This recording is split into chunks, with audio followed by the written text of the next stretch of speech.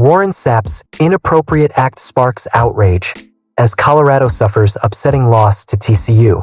The Colorado Buffaloes' 2025 season has been anything but smooth, and Saturday's loss to TCU, 21-35, only deepened the growing unease around the program.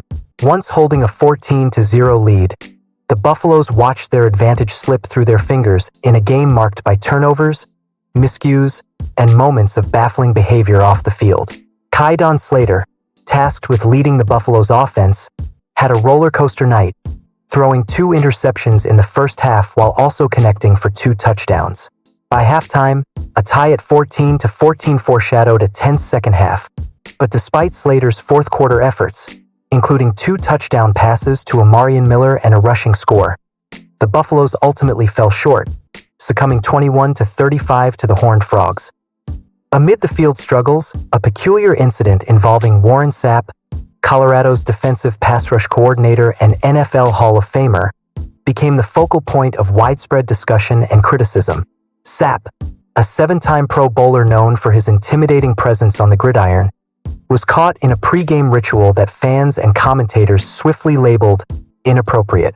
With headphones on and music blasting, Sapp was seen kicking over the pylons in the end zone, bobbing his head as if pumping himself up before kickoff.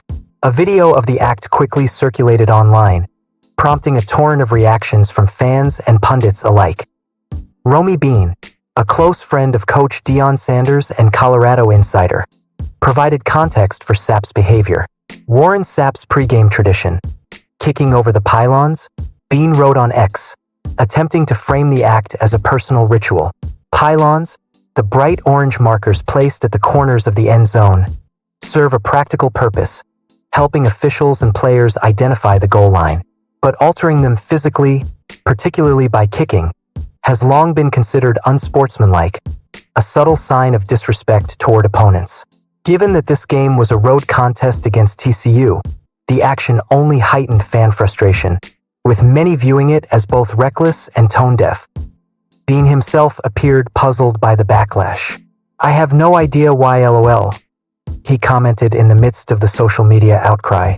Yet regardless of intentions, Sapp's act did little to deflect attention from Colorado's struggles on the field. Turnovers, penalties, and missed opportunities compounded the Buffalo's woes, leaving Coach Prime and his team searching for answers post-game. "Truly disappointing," Sanders said after the loss. "It's one thing to lose. Then it's another thing to feel like you beat yourselves. We were beaten in Houston. These other games, we had ample opportunity to win the games."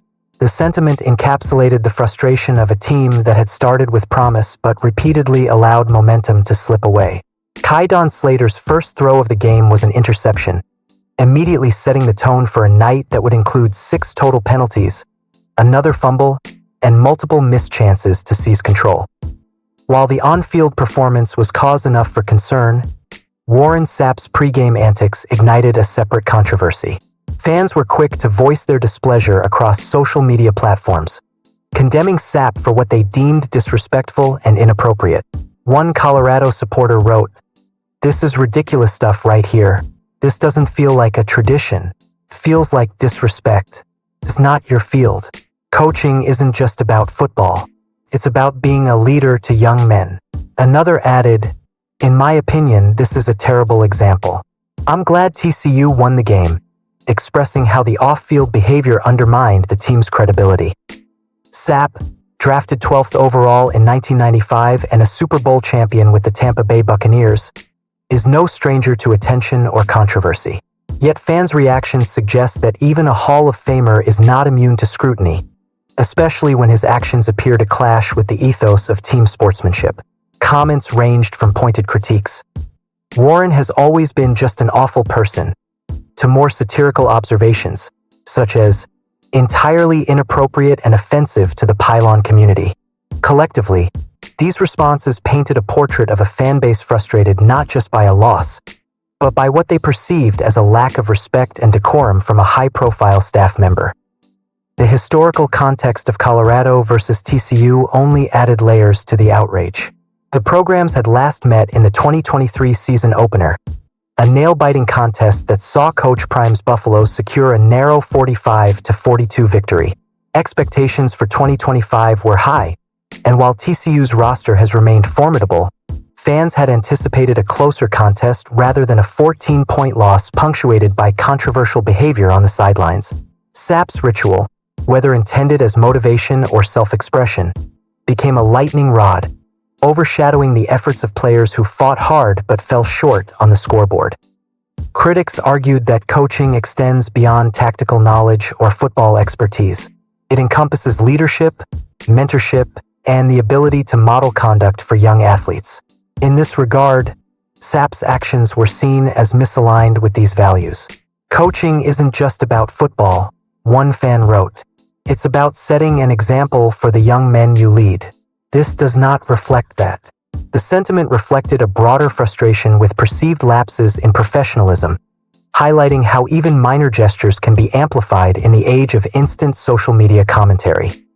Amid the chaos of off-field criticism and on-field setbacks, Colorado must now focus on recalibrating. The loss to TCU exposed vulnerabilities in both execution and discipline, areas that Sanders and his coaching staff will need to address urgently. Kydon Slater's development, penalties, and turnovers are immediate points of concern, while off-field behavior, including Sapp's controversial pregame rituals, underscores the importance of team cohesion and public perception. For Deion Sanders, the path forward involves balancing accountability with support. His post-game remarks emphasized that while losses sting, they must also be viewed as opportunities for growth. "We were beaten in Houston. These other games we had ample opportunity to win the games," he said, a reminder that improvement requires both reflection and action. Yet, as the Buffaloes prepare for the remainder of the season, the combination of high expectations, critical fans, and unusual sideline behavior adds layers of complexity to what is already a high-pressure environment. Warren Sapp's actions, whether rooted in tradition, superstition, or personal ritual, will likely continue to spark debate. The incident highlights the intersection of personality, legacy, and professional responsibility in collegiate athletics. In a program striving to establish consistency and credibility, moments perceived as disrespectful, even if unintended, can have outsized impact, influencing both fan sentiment and public discourse. As the Buffaloes regroup, the challenge will be twofold: correcting on-field errors and managing the optics of a coaching staff that is increasingly under scrutiny. Saturday's 21-35 defeat serves as a stark reminder that in college football, preparation, performance, and perception are intertwined. For fans, the loss is compounded by frustration over sideline theatrics. For players, it is a lesson in focus and resilience. And for Warren Sapp, it is a moment that could define his legacy off the field as much as his accomplishments on it. Ultimately, the story of Colorado's 2025 season is evolving not just through wins and losses, but through the personalities, rituals, and decisions that color the program's identity. Sapp's controversial pregame ritual may seem minor in isolation, but in a tightly contested loss to TCU, it became emblematic of larger tensions and expectations surrounding Coach Prime's Buffaloes. As the season progresses, fans and analysts alike will be watching closely. Not just how Colorado performs on Saturdays, but how the program's leaders conduct themselves in the spotlight, setting the tone for a team that aspires to greatness while navigating the scrutiny that accompanies it.